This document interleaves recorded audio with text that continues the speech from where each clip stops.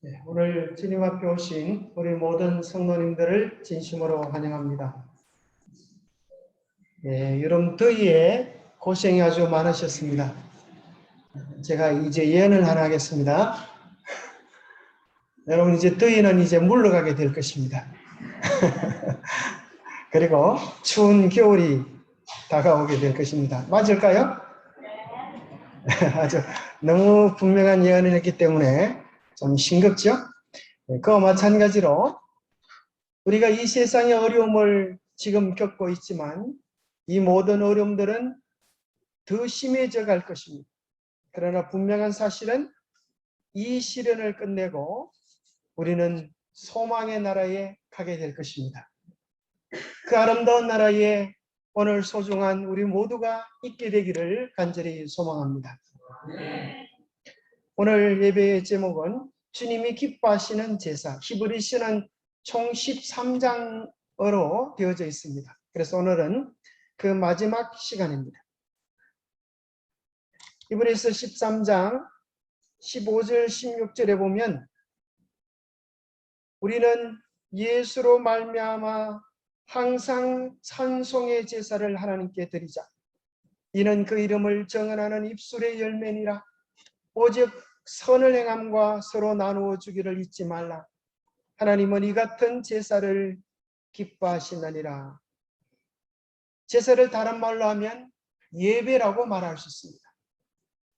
하늘나라는 예배하는 나라입니다. 그 하늘나라에 들어갈 백성들은 이 땅에서도 예배하는 백성입니다.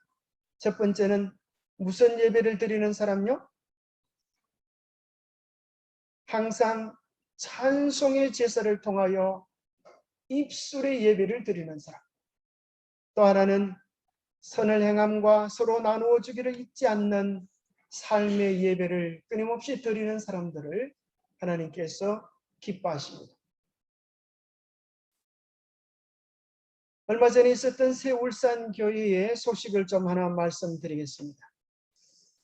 세울산 교회의 장로교회 목사님께서 지금 꽃을 들고 계시는 목사님 가운데 여자분이 장로교회 목사님이신데 오랫동안 이 신앙을 통하여 고민하시다가 드디어 참 진리를 깨닫고 온 삶을 하나님께 다시 한번 헌신하기로 그렇게 결단했습니다. 그래서 그 간증의 간증을 다 들어볼 수는 없습니다. 나중에 이제 우리 카톡방에 올려놓을 테니까 다 보시기 바랍니다. 아주 정말 감동적인 간증입니다. 잠깐 한 부분을 좀 보겠습니다. 속히 오리라 하시거늘 주 예수여 오시옵소서. 마라나타를 향해 가는 사역에 동참하고 울산의 예배 처소를 설립하기 위해 준비 중이었습니다. 그러기에 함부로 발설할 수 없는 금기사항의 논제처럼 말씀 연구나 토론 자체는 이미 이단 교리에 빠졌거나 위험 수준의 사람으로 취급받을 수밖에 없기에 홀로 성경과 노트북을 펼치고 2단, 3단, 교리, 교단, 교파 다 내려놓고 오직 말씀이 말씀으로 풀어지는 말씀이 하나님이신 성령께서 인도하시리라 맡기리라 작심하였습니다. 저의 양심도 말씀을 거부하지 못하도록 마음 깊은 곳에서부터 뜨겁게 반응하였습니다.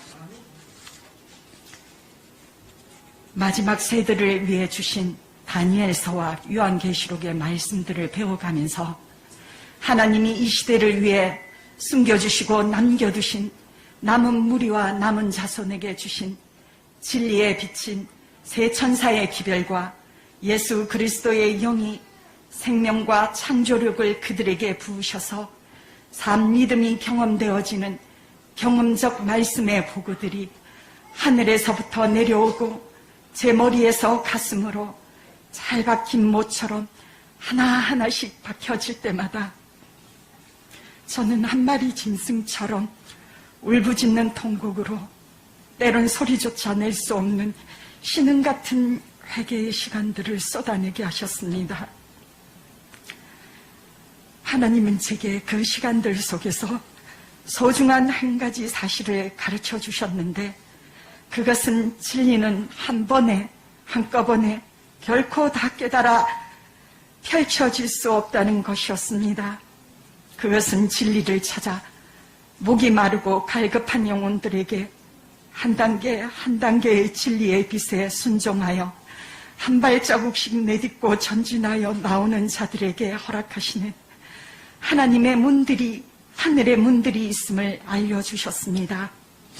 그리고 제7일 예수 재림교회가 다른 개신교단들과 구별되는 5가지 현대 진리: 1. 안식일, 2. 재림, 3. 예언의 신, 4. 성소를 통한 구원의 경륜, 5. 죽음, 영원 불멸설, 많은 이들에게 감추어져 있었고 그동안 교회의 바벨론과 자아의 바벨론에 갇혀 미처 깨닫지 못했던 하나님의 성품, 곧 계명과 율법이 하나님의 사랑이었다는 빛을 받으면서 다시 한번 놀라게 되었습니다. 여러분들은 쉽게 진리를 받은 분도 계시지만 이 목사님은 자기가 몸담고 있는 교회에서 안식일을 연구하고 또 다니엘 계시록을 연구하는 것은 자칫 잘못하면 이단에 속했다고 하는 그런 책망을 들을 수밖에 없는 그런 어려움 속에서도 자기의 삶 전부를 내걸고 진리를 연구하고 또 말씀에 속하게 된 것입니다. 그 가운데 우리 재림교회가 가지고 있는 특별한 5가지 진리 기억합니까? 그 가운데 하늘 성소에 대한 깊은 이해를 하면서 우리가 하나님의 품성을 회복해야 하는데 하나님의 그 품성은 하나님의 계명으로 속해 있음을 발견했다, 그런 말씀을 하셨습니다. 그래서 우리 교인들은 진리를 아는 데서 끝나지 아니하고 이것이 정말 우리의 삶이 되도록 끊임없이 자기를 부정하고 쳐서 복종시킬 수 있어야겠습니다. 앞으로 이보다 더 놀라운 일들이 일어나게 될 것입니다. 우리의 삶이 말씀과 기별이 합치되어질 때 많은 사람들이 이 교회 안에서 진리를 발견하고 정말 잘 찾아왔다고 기뻐하게 될 것입니다. 그러나 반대로 기별과 우리의 삶이 다르다면 진리를 찾아온 많은 사람들이 뭐라 그럴까요? 여기도 진리인 줄 알았는데 말은 진리인데 삶은 진리가 아니구나, 그렇게 이야기하고 돌아갈 수도 있습니다. 그래서 우리가 정말 주목하고 집중해야 되는 것은 그리스도입니다. 우리에게는 그런 능력과 힘이 없는 것입니다. 히브리서 전체는 우리에게 그리스도를 소개해 주고 있습니다. 그 그리스도는 뛰어나신 그리스도. 히브리서 이제까지에 대해 내용들을 정리해 보면 1장에서는 선지자와 천사보다 더 뛰어나신 그리스도, 또 3장에서는 모세보다 뛰어나신 그리스도, 4장에서는 여호수아보다 뛰어나신 그리스도, 5장에서는 대제사장 아론보다 뛰어나신 그리스도, 6장과 7장은 멜기세덱의 반차를 쫓은 그리스도를 소개해주고 있고 8장부터 10장은 지상 성소보다 더 뛰어난 실제적인 하늘 성소에서 실제적으로 우리를 위하여 중보하고 계신 대제사장 그리스도를 소개해주고 있습니다. 이것을 다시 한번 장별로 정리해 보겠습니다. 모든 것 되시는 그리스도. 자, 1장은 하나님의 영광의 본체의 형상이신 그리스도를 소개해주고 있습니다. 그리스도의 신성을 다뤄주고 있습니다. 제2장은 영광과 존귀로 관서신 대제사장이신 그리스도, 우리의 모습으로 오신 인성을 취하신 그리스도의 모습을 이야기해주고 계십니다. 3장에는 하나님의 집에 관리자로서 모세가 있었다면 예수 그리스도는 그 집의 아들로서 주체적 진리의 주관자로서 계셨던 예수님을 소개해 줍니다.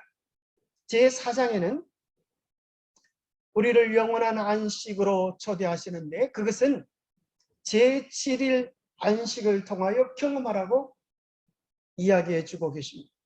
그래서 우리가 잘 아는 히브리서 4장 12절 하나님 말씀은 살아있고 운동력 있다고 하는 그 말씀은 성경 전체를 이야기하는 것이기도 하겠지만 특별히 제7일 안식일 네 번째 계명이 살아있음을 불같이 선포하는 말씀입니다. 제5장에는 멜기세덱의 반차를 따른 대제사장 그리스도, 실제적으로 예수님께서 레위 지파는 아니지만 멜기세덱의 반차를 쫓아서 실제적으로 하늘의 제사장이 되어 주심을 소개합니다. 6장에는 맹세로서 확정하신 영원한 언약, 영원한 대제사장 그리스도를 통하여서 하나님께서 맹세하심으로 확정하신 내용을 이야기해 주고 있습니다. 7장에서는 이제 멜기세덱 제사장으로서 폐하심과 지상 성소를 폐하시고 옛 언약을 폐하시고 새롭게 하시는데 무엇을 통하여 새롭게 하세요? 새 언약으로 하늘 성소로 새롭게 하시는 것이 나옵니다. 8장은 새 언약의 대제사장으로서 이제 하나님께서 당신의 법을 당신의 백성들의 마음속에 새기셔서 이는 내 백성이다 그렇게 하시는 하나님의 백성의 참 인내에 대하여 기록해 주고 있습니다. 그래서 하나님의 참된 백성들은 입으로만 이야기하는 사람이 아니라 그들의 가슴 속에 마음 속에 하나님의 품성이 지연되는 사람들이라고 이야기해 줍니다. 9장에는 손으로 지은 성소와 하늘 성소 대제사장 봉사를 비교해 가면서 이 땅에 성소가 있었던 것처럼 하늘의 실제적인 성소가 있다고 하는 사실을 이야기해 줍니다. 10장은 언약의 성취와 완성이신 그리스도의 희생과 봉사를 이야기해 줍니다. 그래서 구약의 모든 언약들의 성취, 그리스도를 통하여 성취되어지고 완성되어졌습니다. 그것은 그리스도의 희생 십자가의 사건과 십자가의 사건이 분명히 있었듯이 성천 그리고 하늘에서의 중보의 사역도 실제로 있으면서 그 모든 구속의 언약들을 완성하시는 그리스도에 대하여 이야기해 줍니다. 그러면서 11장은 바로 그 그리스도의 사역에 기초된 믿음을 가질 때 우리 모두가 다 구원의 은혜에 동참할 수 있다고 하는 그 증거로서 히브리서 11장의 믿음의 사람들에 대한 이야기를 해주고 있는 것입니다. 결코 아무도 그리스도를 떠나서 자기들의 노력으로 수고로 구원을 얻을 수 없음을 이야기해 주고 있습니다. 이번 교과에 어떤 한 목사님은 소개해 주기를 히브리서 11장에 나와 있는 기라성 같은 믿음의 사람들은 믿음의 영웅들이 아니라 누구라고 얘기해요? 그 표현을 듣고 저는 참 깜짝 놀라고 좀 웃었는데 믿음의 영웅들이 아니라 누구다? 믿음의 환자들이다. 그렇게 왜 그런가 하면 다 부족했다. 이 사람은 이게 부족하고 저게 부족했는데 결국은 하나님 안에 있을 때 주님께서 그들을 완성시키셨어. 그들을 도우셨어. 성립해 주셨던 경험을 이야기해 주는 것입니다. 그래서 성경의 주제는 아브라함이 아니에요. 모세가 아니에요. 모세를 회복시키신, 아브라함을 회복시키신, 또 우리를 회복시켜서 역사를 이루시는 예수 그리스도라고 하는 것입니다. 12장은 소망입니다. 징계와 환난 속에서도 낙심하지 마라. 어려움이 있다 하더라도 낙심하지 마라. 아들마다 징계하지 않는 자식이 어디 있느냐. 그러나 그 모든 것은 우리로 하여금 소망을 이루게 한다. 마지막으로 13장은 사랑에 대한 것입니다. 그래서 마지막 부분 세 부분은 믿음, 소망, 사랑을 통하여서 우리 신앙이 다시 뜨거워지고 회복되기를 바라는 하나님의 뜻이 그 속에 있는 걸 봅니다. 고로 히브리서의 결론을 새 성경절로 뽑는다면 우리가 믿음의 도리의 사도시며 대제사장이신 예수를 깊이 생각하라. 도리의 사도 모본이신, 표본이신 대제사장이신 예수를 깊이 생각하라. 대제사장이라고 하는 말은 예수님이 성소에서 살아가고 있다는 것을 전제하고 있는 것입니다. 이 땅의 성소는 무너졌습니다. 그렇다고 하면 예수님께서 실제적으로 사역하고 있는 것은 하늘 성소라는 것입니다. 예수를 깊이 생각하면서 예수님께서 하시는 그 사역과 닮아추어서 오늘 우리에게 죄를 버리고 정결케 되어지는 일들이 일어나야 된다는 것을 이야기해 주고 있는 것입니다. 믿음의 주여 또 온전케 하시는 이인 예수를 바라보라. 예수 그리스도를 집중적으로 바라보는 것입니다. 왜냐하면 주님을 바라보는 동안에 그분께서 우리의 믿음을 온전케 지실 수 있기 때문입니다.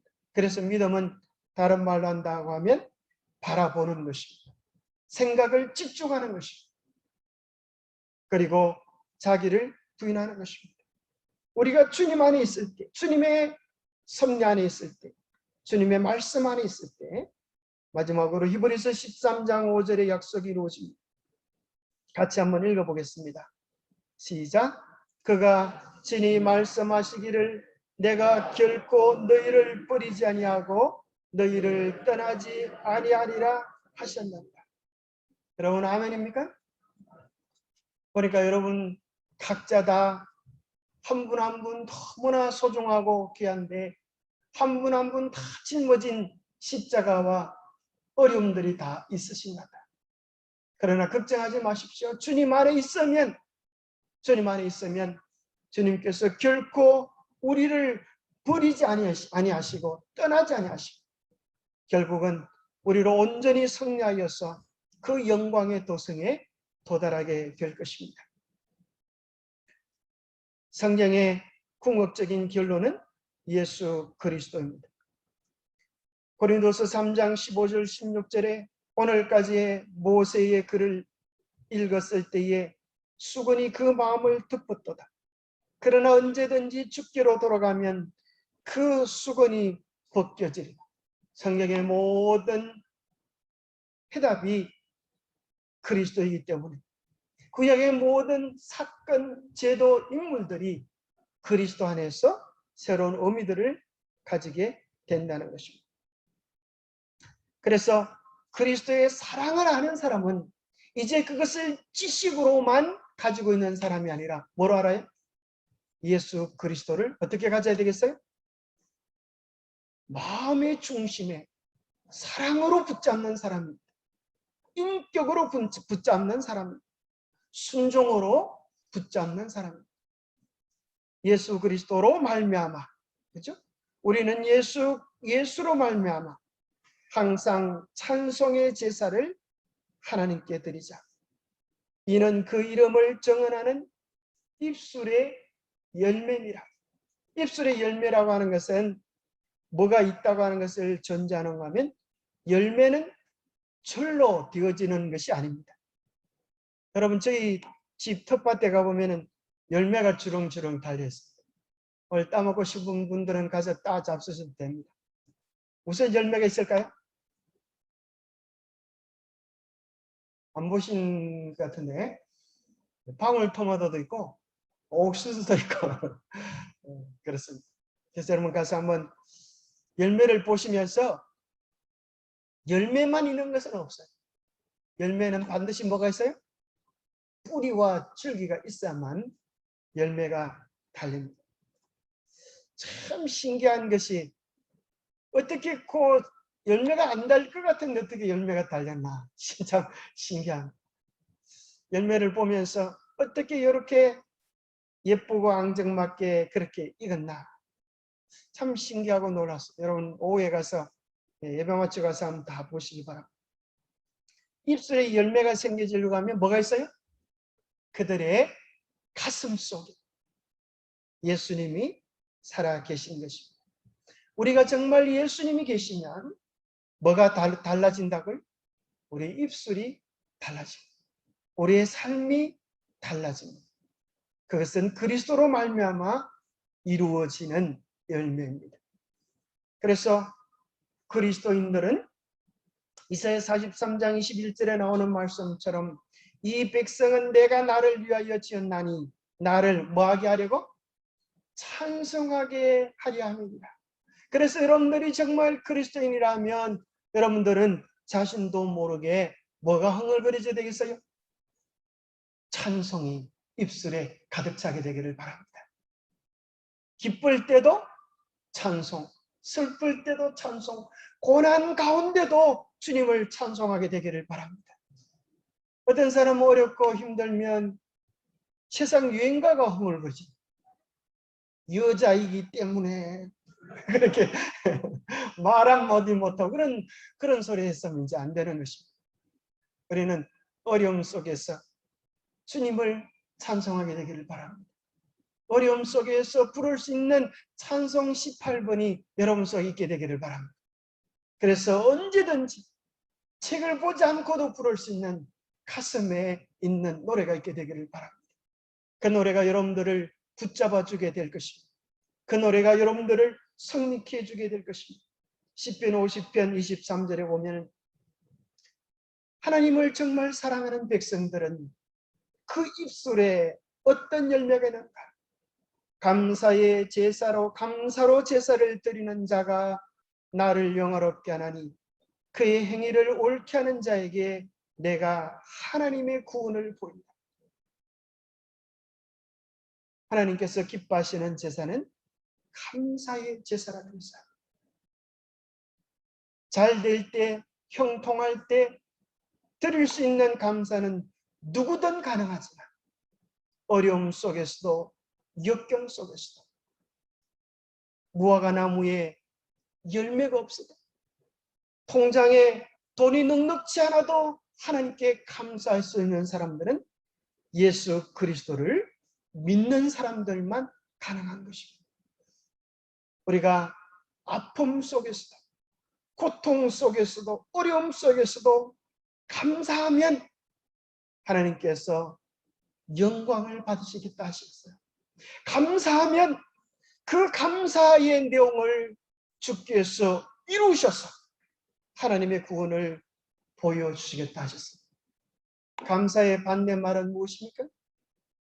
원망과 불평입니다. 감사는 하나님께 올려지는 제사라고 한다면 감사와 원망은 누구에게 올려지는 제사요? 사단과 마귀에게 올려지는 제사입니다. 그래서 이제부터 우리 입술에 어쩌든지 감사만 있게 되기를 바랍니다. 원망과 불평은 우리와 상관없는 그런 사람이 되시기 바랍니다. 그렇다고 하면 여러분은 이미 승리자가 되신 것입니다. 예레미야 30장에도 이야기합니다. 감사와 즐거워하는 그들의 목소리가 그들 가운데서 나오리라. 내가 그들을 번성케 하리니 그들은 적지 아니할 것이다. 내가 또 그들을 영화롭게 하리니 그들은 하찮게 되지 아니한다. 우리 입술에서 감사를 잃어버리지 아니할 때 주님은 그 백성을 번성케 하시고 영화롭게 하시고 하찮게 되지 않으리라 말씀하십니다. 그래서 우리는 어떤 경우에도 감사를 주님께 제사로 드릴 수 있는 백성이 되기를 바랍니다. 이제는 더워서 죽겠네가 아니라 더워서 짜증나네가 아니라 더워서 뭐 한다고요? 감사하네 이렇게 더워서 감사하네 그렇게 하시기 바랍니다. 더워서 감사하겠습니까? 감사하면 감사할 만한 이유들이 생기게 되고 불평하면 불평할 만한 거리들이 생기게 됩니다. 여러분 정말 귀찮을 때 정말 힘들 때 누군가가 부탁을 해올 때 사람이 평소 때는 참 부드러운 말, 매너 있는 말들을 하다가 누군가가 무언가를 건드리지 말아야 될 걸 건드리면 막 터져버리는 사람이 있어요. 그렇지 않습니까? 예. 정말 밤늦은 시간에 걸려온 전화, 부탁 좀 쉽잖아. 누군가가 요청이 올 때 제가 보니까 이 참 나이가 들면서 이 딸을 통하여 많이 배우게 되는 거예요. 딸이 보니까 자꾸 나이가 드니까 이제 철없던 딸들이 이제 얘기도 하고 또 때로는 교사가 되어주기도 하고 그런 것 같아요. 그러면서 이 딸과 나누는 대화 속에서 이런 교훈을 얻었는데 우리 딸이 그렇다는 거예요. 누군가 부탁을 해올 때 부탁을 들어주긴 들어줘야 되는데 참 힘이 들어서 귀찮을 때가 있다. 그럴 때 참 귀찮으면서도 내가 네 할 수 없이 네 부탁을 들어준다 하는 그런 태도로 그렇게 반응할 때와 비록 힘들지만 생각을 바꾸었어. 네가 나에게 부탁해 주어서 고맙고 감사하다 하는 긍정적인 태도로 바꾸어서 이야기하면 똑같은 일을 해주지만 나중에 돌아오는 파장은 전혀 다르다. 그것을 누구한테 배우면 자기 친구한테서 배웠는데 그 친구는 참 말을 그렇게 예쁘게 한다는 거야. 그 친구가 참 작은 선물들을 이렇게 줄 때가 있는데 선물도 그냥 주지 않고 마음에 맞는 선물들을 생각해가지고 준다. 그 선물을 받으면 너무 고마워가지고 정말 어떻게 이런 선물을 알아서 챙겨주냐고 고맙다고 이야기하면 뭐라 그러냐면 그쪽에서 오는 반응이 또 더 놀랍다는 거야. 네가 고마워해줘서 네가 행복해져서 내가 더 행복하다는 거야. 네가 행복해서 내가 더 행복하다. 참 그렇죠. 사랑을 표현하는 것도 중요하지만 또 사랑을 받는 것도 또 기쁨을 주는 것 같아요. 그 속에서 정복되어지는 것이 있는 것 같아요. 지진이 올 때는 반드시 그냥 지진이 오는 게 아니고 P파와 S파가 있다. P파는 먼저 오는 프라이머리고 S파는 세컨더리 두 번째 오는 지진이라. 대부분 이 짐승들은 뭘 느껴요? P파를 느껴가지고 지진이 오면 감당할 수 없는 것들은 다 도망을 쳐버린다. 그래서 지진이 나면 뱀이나 쥐들이 도망가고 나면 사람들이 쟤들이 왜 그러나 이렇게 모르고 있다가 큰 지진을 당하는 수가 어려움을 당하는 수가 있다.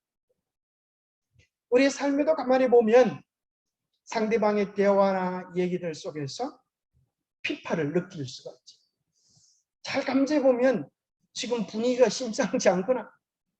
이 사람에 대하여 계속적으로 부정적인 반응을 하면 곧 터져버릴 것 같구나 그런 생각이 들면 S파가 오기 전에 우리의 태도를 바꾸는 겁니다. 긍정적으로 전환하고 하나님께 지혜를 여쭙고 침묵하고 숨을 쉬면서 방향을 전환하면 그 후에 있을 폭풍을 막을 수가 있어요.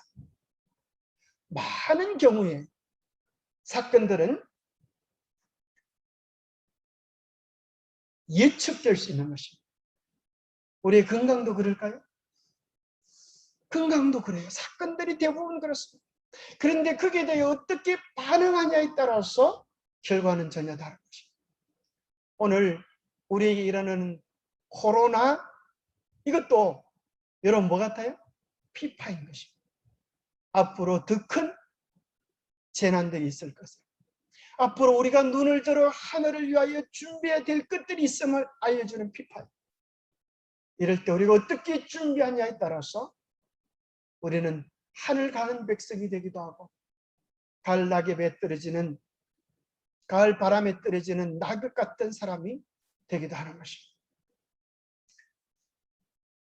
미국에 이 세계를 감동시킨 한 이야기가 나오는데 이 아버지가 직장 이전 때문에 자주 직장을 이곳저곳으로 바꾸게 되었어요. 그러니까 그의 딸 크리스티안이 학교에 잘 적응하지 못하고 자꾸 왕따를 당하는 것입니다. 그러니까 부모의 마음이 참 아팠어요. 그래서 이 아버지가 어떻게 이 아이를 좀 도와줄 수 있을까? 어떻게 왕따 당하지 않고 학교 생활을 계속 좀 잘하게 할 수 있을까 고민하다가 아이디어를 하나 냈어요. 어느 날 딸이 점심을 먹기 위해서 도시락을 딱 여는데 그 도시락 뚜껑 밑에 뭐가 있는가 하면 아빠가 그 딸을 위하여 쓴 사랑의 메모장이 있는 것입니다. 그 메모장 한 구절 한 구절이 이 딸에게 큰 용기가 되었어요. 딸아, 너는 단단한 보석이야. 친구들은 아직 늘 몰라줄지 몰라도 네가 빛난 보석이라는 사실을 깨달을 때 언젠가는 그들도 너를 이해할 수 있게 될 거야. 너를 사랑해야 될 거야. 딸아, 내가 너를 사랑한다. 용기를 내렴. 이런 이야기들이 어느 하루만이 아니라 4년 동안 하루도 빠짐없이 딸에게 그렇게 많은 쪽지들을 보냈습니다. 내가 너를 믿는 것만큼 너도 너 자신을 믿으렴. 그렇게 해서 보내줬던 쪽지 때문에 이 아이가 힘을 얻게 되었죠. 비록 그 많은 친구들의 어려움 속에서도 삶의 용기를 얻고 다른 친구들을 도와줄 수 있는 아이가 되어서 그것이 아주 미국 많은 사람들에게 감동을 주었다는 그런 글입니다. 어떤 분이 카톡에 이런 글을 썼는데 참 내용이 있는 글입니다. 잘하니까 칭찬한다. 그렇죠. 잘하면 칭찬하죠. 그런데 또 뒤바꾼 글은 칭찬하면 잘한다. 뭐가 먼저겠어요? 충분하니까 만족한다. 만족하니 충분해지다. 가능한 일이면 시작한다. 시작해보니까 어려워 보이던 일들도 가능해지다. 젊기에 도전한다. 도전할 수 있다면 우리는 아직 젊은 것이다. 세상이 달라지니 생각도 바뀌어진다. 아니, 생각을 바꾸면 세상도 싹 달라지는 것 아니냐? 못하니까 비난한다. 비난하니까 더 못해지더라. 부족해서 만족하지 못한다. 만족하지 못하다 보니까 더 부족해지는 것 같다. 세상이 달라지지 않으니 생각도 안 바뀐다. 생각을 바꾸지 않으니 세상이 어떻게 달라질 수 있겠는가? 참 맞는 말 같죠? 무엇이 시작입니까? 우리의 생각을 바꾸는 것. 그것은 세상이 달라지는 시작이 되죠. 우리의 언어를 바꾸는 것, 그것은 우리의 운명을 바꾸는 시작이 되죠. 주님이 우리 안에 계실 때 우리는 새로운 언어의 주인공이 되고 새로운 삶의 주인공이 되게 될 것입니다. 스티븐 콥이라고 하는 아주 유명한 심리학자가 90대 10의 법칙을 발견했습니다. 이것 때문에 인생이 바뀌는 사람이 참 많다는 거예요. 10이라고 하는 것은 무엇인가 하면 통제 불가능한 일, 사건이 일어나는 것입니다. 그런데 통제 가능한 일은 90%라는 것입니다. 여기 10%의 사건이 일어날 때 우리가 어떻게 반응하는가에 따라서 뭐가 결정이 되지는 하면 90%의 사건이 결정된다. 어느 날 이 사람이 출근하려고 양복을 쫙 빼입고 식탁에 앉았는데 딸애가 잠시 잘못돼서 주스잔을 자기 양복에 쏟아버렸어요. 반응은 두 가지입니다. 어떻게 하는가요? 하나는 당장 화를 내고 고함을 치는 것입니다. 그리고 아이를 불편하게 하는 것입니다. 애가 울겠죠, 그렇죠? 또 우니까 부인은 또 이야기하겠죠. 당신은 애보다도 더 못해. 고함을 지르는 것이. 그럼 이 사람 더 화가 나서 안 그래도 화가 나는데 부인까지 자기 편을 안 들어주니까 아주 천불나는 것입니다. 고래고래 고함을 지르다가 정신없다 보니 그러다가 보니까 애는 또 학교 태워주고 와 보니까 또 시간이 늦어서 엄청나게 빨리 출근하다가 또 사고를 만날 수 있는 것입니다. 반대로 이러한 때에 이 아버지가 빙그레 웃으면서 애야, 살다 보면 실수할 수도 있고 어려운 일을 경험할 수도 있단다. 그러나 이것이 네가 계속 실수할 수 있다는 건 아니야.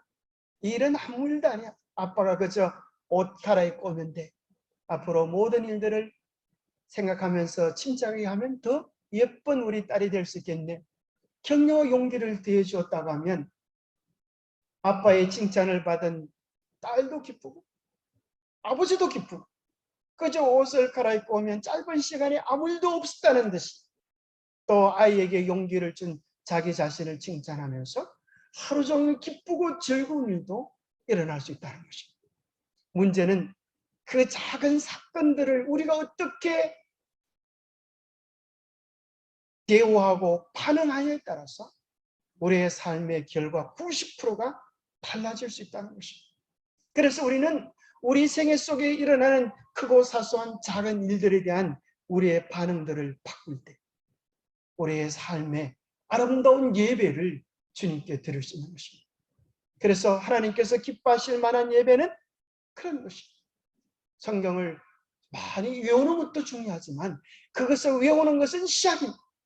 그것이 우리의 삶에 심어져서 아름다운 입술의 열매로 삶의 열매로 나타나기를 주께서 원하시는 것입니다.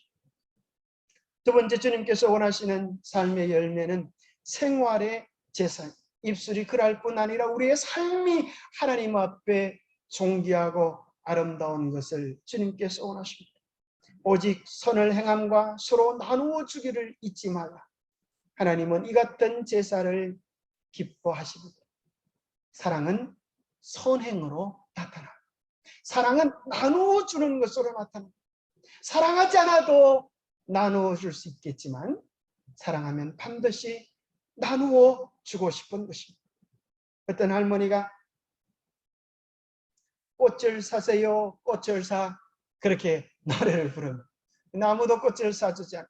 근데 지나가는 아저씨를 붙잡고 이야기합니다. 꽃을 좀 사주세요. 사실은 제 손녀가 지금 병원에 입원해서 입원비를 구해야 하는데 이 아이에게 도움이 많이 필요합니다. 아주 애처롭게 애원을 했어요. 이 얘기를 들었던 이 아저씨의 마음이 딱한 마음이 들었어요. 꽃을 사주고 꽃값보다 더 많은 값을 지불했어요. 그리고 마음에 못했는데 뒤따라온 친구가 이렇게 이야기합니다. 자네 그 할머니에게 꽃을 사줬구만. 그렇게 얘기했어요. 이 친구가 어떻게 알았어? 자네 얼굴이 빙그레 미소 짓는 것 보니까 자네가 착한 일을 한번 한 모양이야? 그렇게 얘기했어요. 그런데 그 친구가 하는 말이 뭔가 하면 저 할머니는 사기꾼이야. 저 할머니 여기저기에서 항상 손녀딸 아프다면서 꽃을 팔거든. 그런데 저 할머니 손녀딸이 없어. 그럼 이 얘기를 듣는 순간 이 친구가 어떻게 반응했을까요? 보통 사람 같으면 뭐라고 반응할까요? 아이고 오늘 또 사기당했네. 내가 다시는 착한 일을 하나 봐라 이렇게 했을 텐데 이 친구가 뭐라고 얘기를 하는가 하면 화를 쏘갔다며 화를 낼 줄 알았던 그 친구의 표정이 이번에는 더 환해지면서 이렇게 말하는 것이었습니다. 정말 진짜 손녀가 없어? 그러면 저 할머니 손녀딸 안 아픈 거네. 정말 다행이야 친구야. 저 할머니 손녀딸 안 아픈 거네. 정말 다행이야 친구야. 이 얘기를 듣고 옆에 있던 그 친구가 더 충격을 받았어요. 한 주일 동안 이 친구의 했던 말들이 가슴에서 지워지지 않았던 것입니다. 여러분, 어떤 삶이 되고 싶어요? 세상에는 불법이 상할지라도 끝까지 사랑이 떨어지지 아니하는 자를 주님은 구원하시겠다고 약속하셨습니다. 세상은 여러분의 사랑을 속일지라도 사랑을 끝까지 포기하지 않게 되기를 바랍니다. 그리고 그 사랑은 히브리서 13장에서 이야기하기를 멀리 있는 사람 사랑하려고 애쓰는 것도 중요하지만 내 곁에 있는 사람을 사랑하기를 계속하라고 말씀합니다. 형제 사랑하기를 계속하고 손님 대접하기를 잊지 말라. 이로써 부지 중에 천사들을 영접한 이들이 있었는다. 누구 얘기 같아요? 아브라함 얘기 같죠, 그죠? 형제 사랑하기를 계속하고, 그 말은 계속하지 못할 이유들도 있을지 모르겠다는 것입니다. 그럴 분위기, 그런 상황이 있을지 몰라도 네가 하나님의 사랑을 계속 받았다고 하면 그 사랑을 계속 나누어 주라고 하는 것입니다. 손님 대접하기를 잊지 말라. 그 내가 알지 못하는 손님 가운데 예수님이 변장해서 오실 수 있다는 사실을 이야기합니다. 그러면서 아름다운 생활을 이야기하면서 그리스도인이 가져야 될 생활을 이야기하면서 정결한 결혼 생활을 마지막 시대에 특별히 주의하라고 말씀하십니다. 모든 사람은 결혼을 귀히 여기고 침소를 더럽히지 않게 하라. 음행하는 자들과 간음하는 자들을 하나님이 심판하시리라. 이 마지막 시대는 결혼을 가벼이 여기고 가정을 중요시하지 않게 여깁니다. 그러나 그것은 하나님이 세우신 모든 질서의 기초인 것입니다. 오늘 이 세상은 사랑을 사고 파는 시대로 매매하고 있지만 우리가 지켜야 될 가정이 있음을 이야기하십니다. 하나님께서는 우리가 살아야 될 삶의 네 번째 모델로 자족하는 생활을 이야기합니다. 마지막 시대 그리스도인들이 오늘 우리의 삶에 자족하는 것을 잃어버리면 이미 유혹의 걸음을 내디딘 것입니다. 여러분의 삶이 어떠할지라도 오늘 처지와 형편에 대하여 만족하시고 감사할 수 있게 되기를 바랍니다. 돈을 사랑하지 말고 있는 바를 족한 줄로 알라. 세상은 우리에게 이렇게 이야기할 것입니다. 적어도 성공한 인생이라고 하면 몇 평 집은 가져야지. 적어도 성공한 인생이라고 하면 이 정도는 가져야지. 우리나라는 평등사회라고 이야기하면서 지평으로 사람의 계급을 나누고 등수로 학생들의 계급을 나눈다. 그러지 않습니까? 세상은 우리에게 그렇게 이야기할지라도 이렇게 말할 수 있는 사람은 그리스도인입니다. 너는 이 정도 가져야 행복하다고 말하지만 괜찮아. 나는 괜찮아. 나는 지금도 충분히 행복하거든.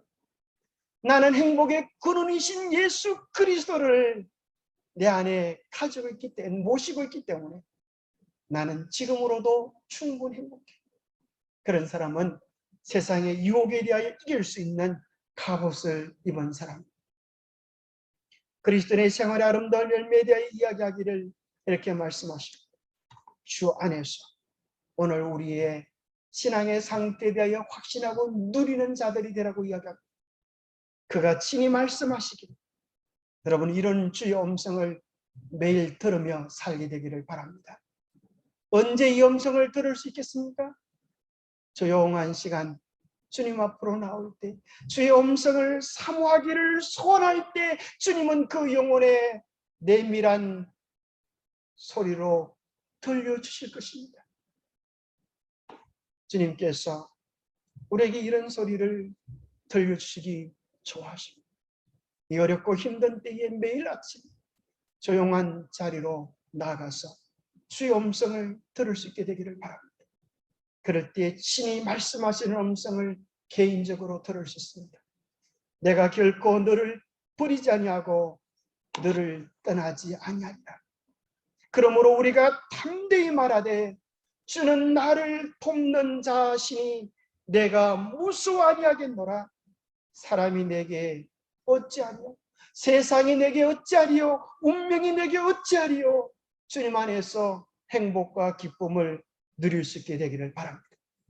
오늘 본문에서는 또 특별히 마지막 시대에 교회 지도자들과의 좋은 관계를 유지하라고 말씀하십니다.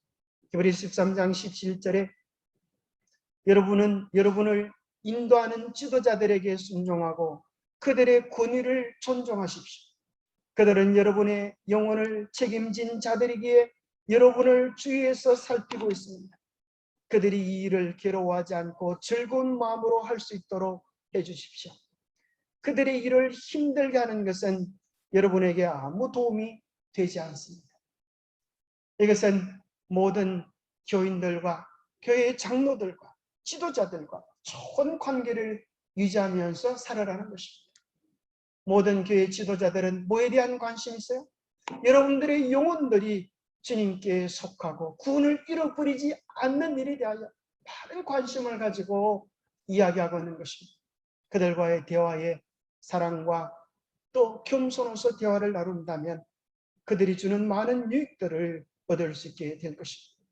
그러므로 우리는 예수로 말미암아 항상 찬송의 제사를 하나님께 드립시다. 이는 그 이름을 정언하는 입술의 예배이기 때문입니다. 오직 선을 행함과 서로 나누어 주기를 잊지 마십시오. 하나님은 이 같은 제사를 기뻐하십니다.